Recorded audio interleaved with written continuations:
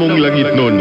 Laing adlaw na usab ang imong gigas sa kanamo, luyo pa man sa among pagkamakasasala. Salamat Ginoo sa grasya sa kinabuhi, gugma ug kalinaw. Pasayloa kami sa maong mga kasaypanan. Giyahi kami karong adlaw alang sa among padayon sa pagsangyaw o pagbayaw sa imong ngalan. Amen. Ang GMA Super Radio Davao 1125 sa dial sa inyong mga radyo. Usa ka commercial broadcast station nga gipanag-iyahan sa GMA Network Incorporated ilawom sa Radio Operations Group. Ang GMA Super Radio Davao nagsibya sa kusog nga 10,000 watts. Ang among transmitter nahimutang sa Maa, Davao City, samtang ang among studio ug opisina nahimutang sa GMA Complex sa Shrine Hills, Matina, Davao City. Ang GMA Super Radio Davao nag-operate pinaagi sa pagtugot sa National Telecommunications Commission with permit number BSA-0046-96. Ang GMA Super Radio Davao gidumala o gimintinar sa mga musunod nga first class radio telephone operators o electronic technicians lisensado sa Professional Regulation Commission. Chief Technician Leonardo Dumandan with PRC license number PR967. Clementino Ocon with NTC license number 95-1PXI-13573. Constanzo Falcone Jr. with NTC license number 96-1 PXI-18537. Berilio Estimada with NTC license number 2K-1PXI-24615. Elmer Amagan with NTC license number 01-1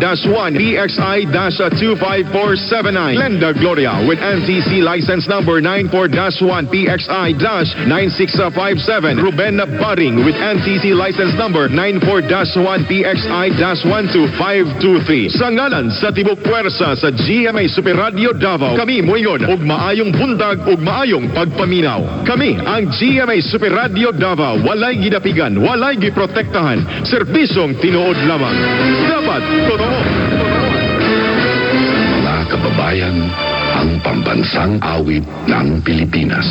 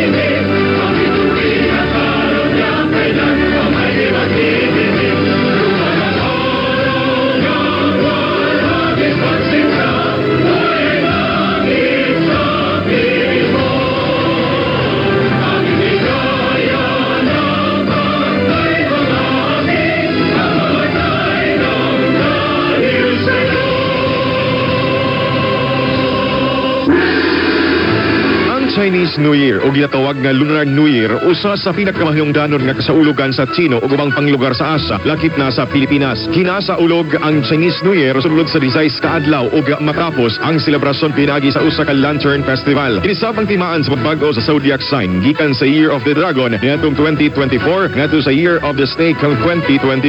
Ang ikaunom nga hayop sa zodiac cycle. Sumala sa mitolohiya sa China, ang bitin o snake abtik ka stratehiko o kalmado, mga kinaiyang nga kinahanglan sa kinabuhi aron makabakton og kaalam o grasa. Ato sa Chinese New Year, ang matag pamilya mag-apok aron sugaton ang bagong tuig nga kabahin sa ilang tradisyon. Laki pa dinhi ang pag-andam og tikoy o sticky rice, radish cake, 12 ka lingin nga prutas, pagsulog og pula o pagpangapod-apod og angpao o red envelope nga nagsimbolo sa mabungahon og swerte nga tuig ingon man ang pagsaba-saba gamit ang firecrackers ug ang pagsundayag sa lion dance nga sumala pa pangpugaw sa malas. Sa Pilipinas, nanguna ang mga Chino sa labing daghan nga langyaw. Base sa 2020 Census of Population and Housing sa Philippine Statistics Authority, miabot sa 102,577 ka mga Chinese kon 44.4%. Tuig 1921, labing unang namugna ang Chinese community sa Davao Region nga gitukod sa mga Chinese traders nga nagpuyo dool sa kabaybayonan sa Santa Ana. Dinasa sila nagtukod sa ilang warehouse. Human ang giyera, anam-anam nga milambo ang negosyo o komunidad sa mga Chino sa Chinatown. Tuig 2003, gimugna ang Davao City Chinatown Lions Club. Mas gipalikon pa ang relasyon sa mga Chino ug lokal nga kagamahanan sa Davao. Enero 5, 2009, gipirmahan ni kanhi Davao City Mayor Rodrigo Duterte ang Executive Order number 01-2009 2009 on an order creating the Executive Committee of the first Davao Chinese New Year Festival. Paglabay sa upat ka tuig, gipagulasab ni kanhi Davao City Mayor o karon Vice President Sara Duterte ang Executive Order number 12-2013 na nagtugot sa Davao City Chinatown Development Council nga mutabang sa lokal nga kamahanan sa pagdisenyo o pagpatuman o polisiya, programa, proyekto o mga aktibidad sa Chinatown area.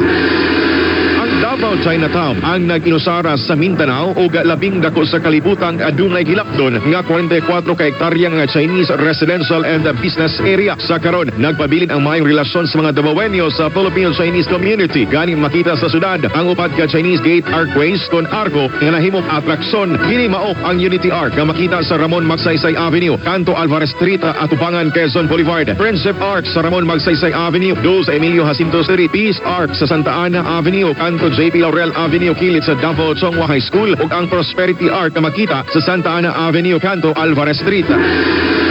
Upat ka syudad sa China ang sister city sa Davao City mao ang Naning, Jinja, Chongqing, Taiyan ug Dalian City alang sa kooperasyon sa lain-laing mga industriya lakip ang pagpalambo sa ekonomiya, komersyo, turismo, kultura ug edukasyon. Makita sa Davao City ang nagkadaiyang temple ug opisina sa Consulate General of the People's Republic of China na nahimutang sa Acacia, Huna Subdivision, Poblacion District. Tataw sa ang pagdaghan sa negosyo sama sa restaurants, mall, grocery store, hardware, eskwelahan, tourist sites nga gipanag-iyahan ug ginwala sa mga Chino.